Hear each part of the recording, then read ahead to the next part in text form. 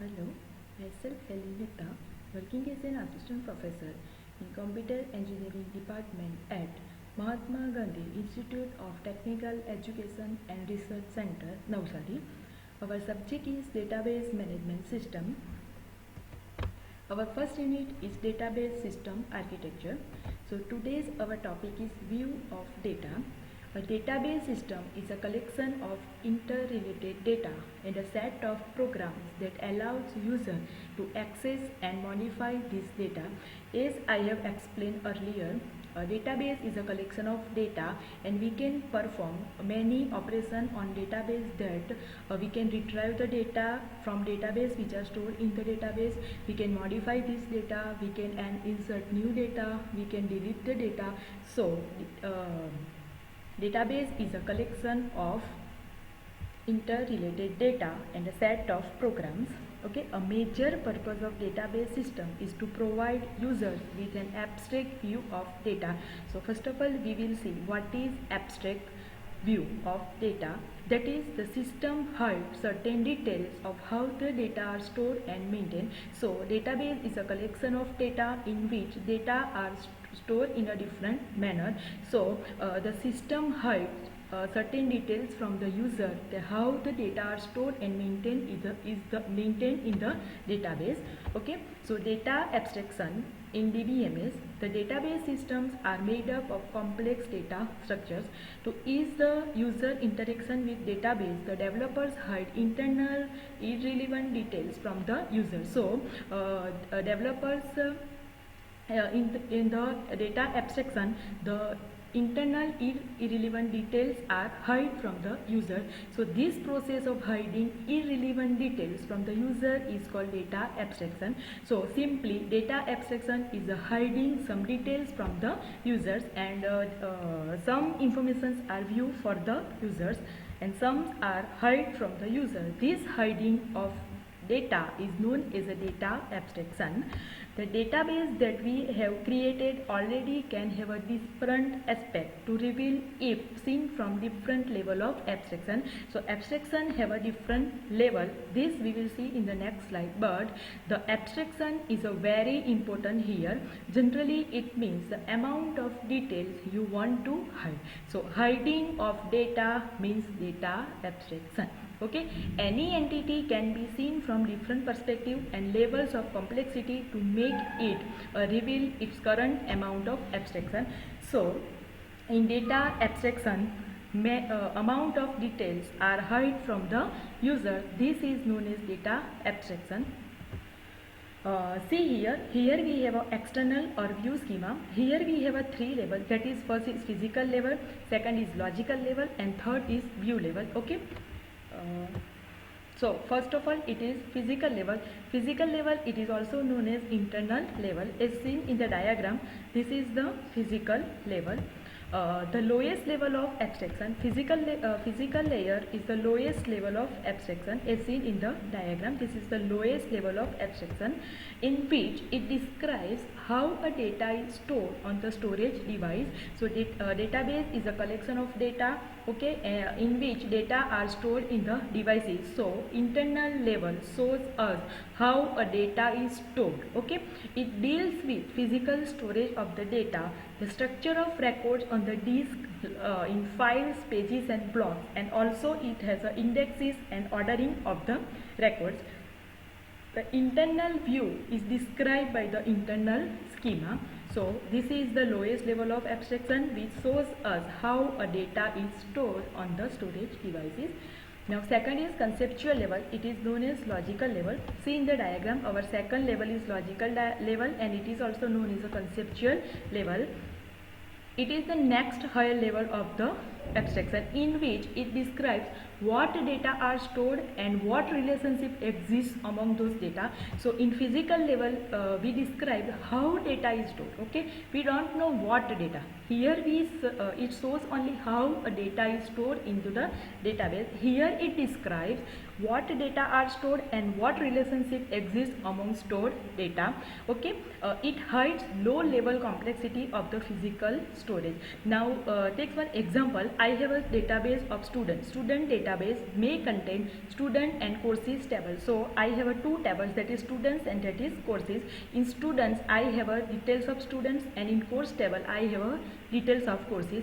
Now which will be visible to user? Okay, so information of students is visible to user, information of courses is visible to student users, but users are unaware about their storage. So how they store, we don't know. Okay, we are know only about the information of students and information of courses. So this is the known as a data abstraction here. Now database administrator works at this level to determine what data to keep into the database. So database is a collection of data, and database administrator take the decision what data are kept into the database. Okay, so this is the concept of conceptual level, in which we say what data are stored and what relationship exists among those data. Okay, now next level is external level, that is view level. See here, this is our view level. It is also known as the external level. This is the highest level of abstraction. Okay, now it describes only part of the entire database that an end user concern, or how data are viewed by each user.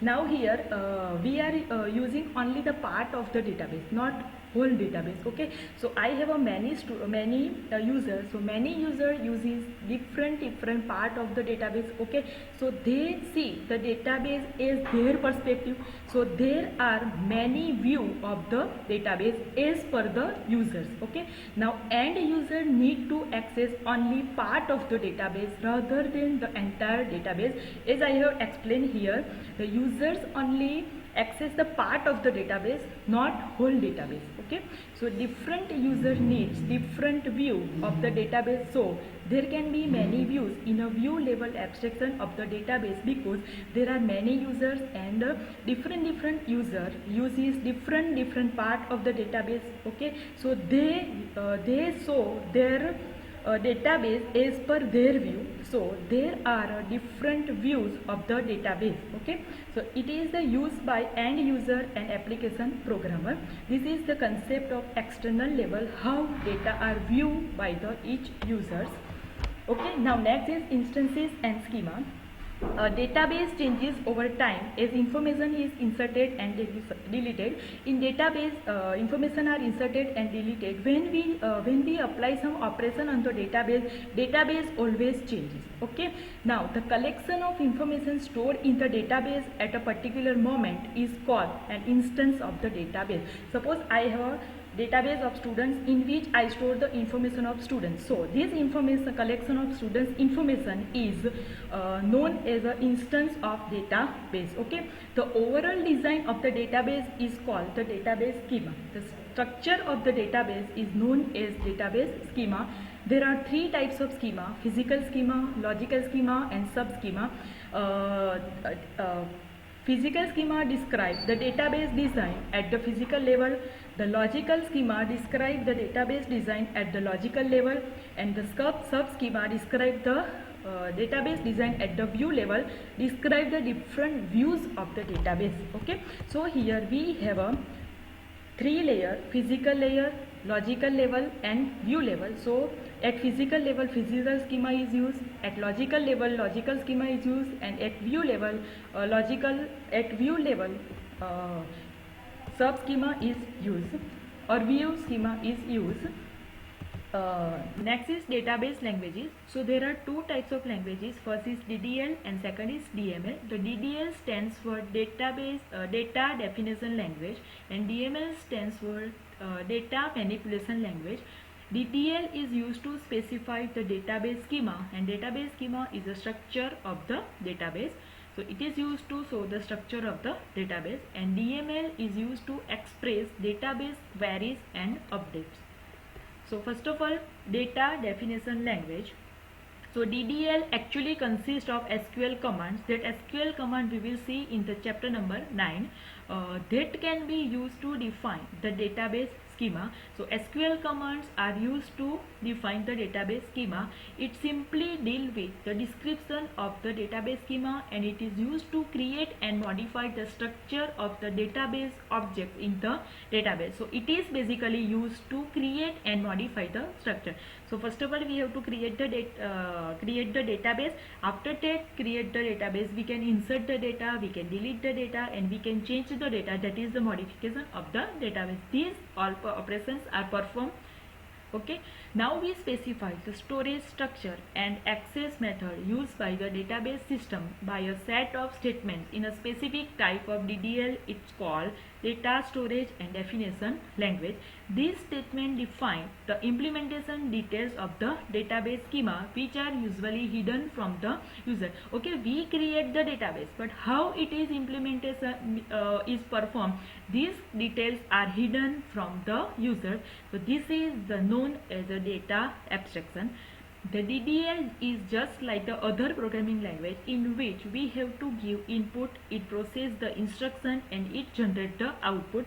So output is generated in the DDL language. This output is stored in the data dictionary, and data dictionary is nothing but special types of table that store the data and access and updated by the database user. Okay, so in this statement it is seen that we have to give input, it perform the operations and give the output.